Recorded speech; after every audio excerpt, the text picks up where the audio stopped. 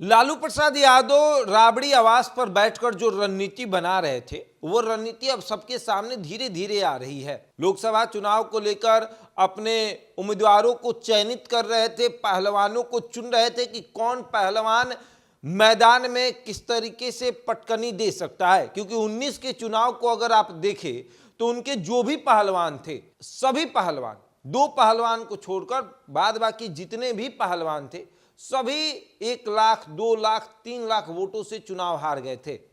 उनकी बेटी मीसा भारती और एक उम्मीदवार जहानाबाद से, वो उम्मीदवार जो है वो कम वोटों से चुनाव हारा था, बाद बाकी सारा उनका उम्मीदवार था वो लाखों वोटों से चुनाव हार गया था। और इस बार रणनीति कुछ अलग बन रही है। इस तरीके से रणनीति बनाई जा रही है कि तमाम समाज के वोटों को साधने का प्रयास किया जा रहा है। 13 लोकसभा क्षेत्र के उम्मीदवारों को चयनित कर लिया गया है, बहुतों को सिंबल भी दे दिया गया है।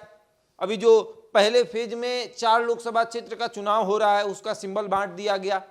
जैसे में औरंगाबाद अभय कुशवाहा है आपको, उसके बाद नवादा में श्रवण कुशवाहा है, जमुई में चले जाइए तो वहां पर अर्चना रविदास को दे दिया गया। वहीं अगर बात करें आपको गया से, तो गया से कुमार सर्वजीत को टिकट दे दिया गया कि आप जाइए। वहीं अगर आते हैं मुंगेर से, तो ललन सिंह को टक्कर देने के लिए इंडिया गठबंधन के पास उम्मीदवार नहीं था।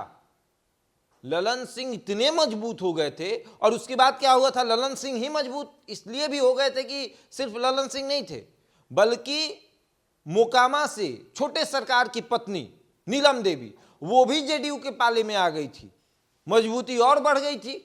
बच्चे सूरजभान सिंह वो भी समर्थन दे रहे थे और मजबूती बढ़ गई थी। तो अब एक नए उम्मीदवार को चयनित करना था, एक नया कोई उम्मीदवार आता उसको चयनित करना था। तो अशोक महतो को कहा गया कि हम आपको टिकट नहीं देंगे, आप कर लीजिए शादी, और जब आप शादी करिएगा तो फिर हम आपको, आपकी पत्नी को टिकट दे देंगे। अब मजबूरन 62 साल की उम्र में अशोक महतो ने शादी की। अब जब शादी उन्होंने की तो फिर उनकी पत्नी अनीता महतो को, जो नई पत्नी बनी, एकदम कल शादी हुआ, परसों एकदम सिंबल लीजिए, आगे जाइए, चुनाव लड़िए। जैसे आपको याद होगा एक समय में नीतीश कुमार ने भी ये काम करवाया था अजय सिंह से। सिवान जो अभी कविता सिंह वहां की सांसद है, हालांकि ये काम नीतीश कुमार ने विधानसभा चुनाव में करवाया था। पितरपक्ष में शादी हो गया, पेपर में इश्तिहार दिया गया कि अजय सिंह शादी करना चाहते हैं, उनको विधानसभा चुनाव लड़वाना है। तो भाई पत्नी आई कविता सिंह, चुनाव भी लड़ी, विधायक बनी पहले बार में, और उसके बाद दूसरे टर्म में वो सांसद बन जाती हैं। हालांकि इस बार उनका टिकट कट गया है, लेकिन लालू यादव भी वही काम करवाते हैं।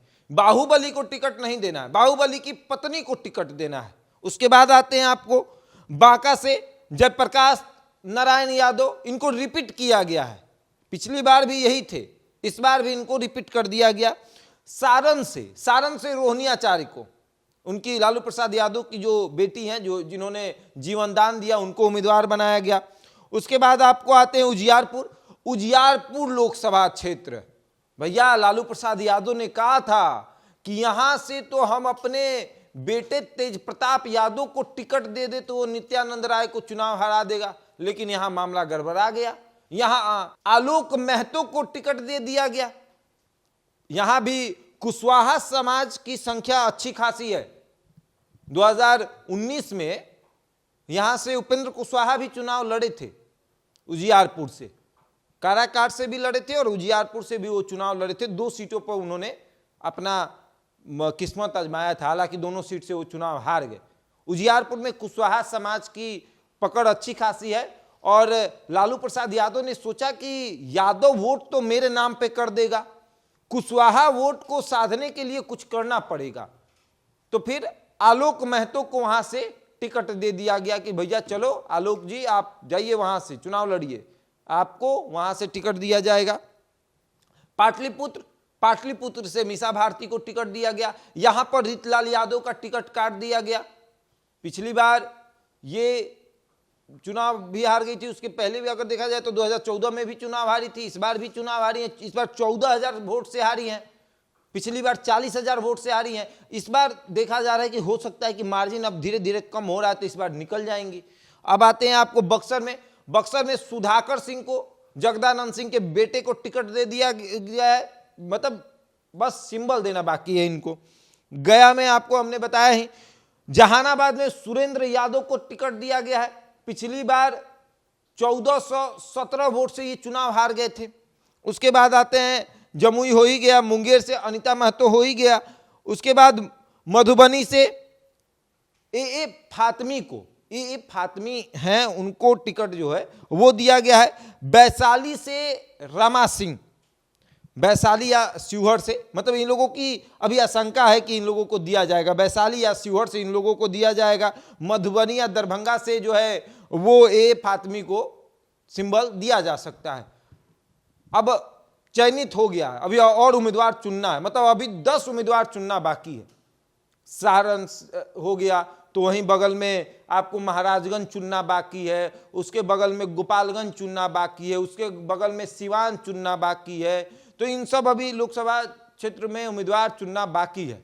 देखिए क्या होता है, किस तरीके से उम्मीदवारों को चयनित किया जा रहा है। अभी तक तो बड़ा गुना गणित लगाया गया है। यादव अगर मेरे नाम पे वोट कर देगा तो वहां से कुशवाहा को बना दीजिए, कुशवाहा समाज अपने जाति के नाम पे वोट कर देगा। यादव अगर हमको वोट कर देगा तो वहां से राजपूत को उतार दीजिए, राजपूत अपने समाज के नाम पर वोट कर देगा। इस तरीके का समीकरण जो है वो बनाया गया। अब देखिए आगे क्या होता है। बहरहाल इस खबर में इतना ही, बने हमारे साथ और देखते रहें द इंडिया टॉप।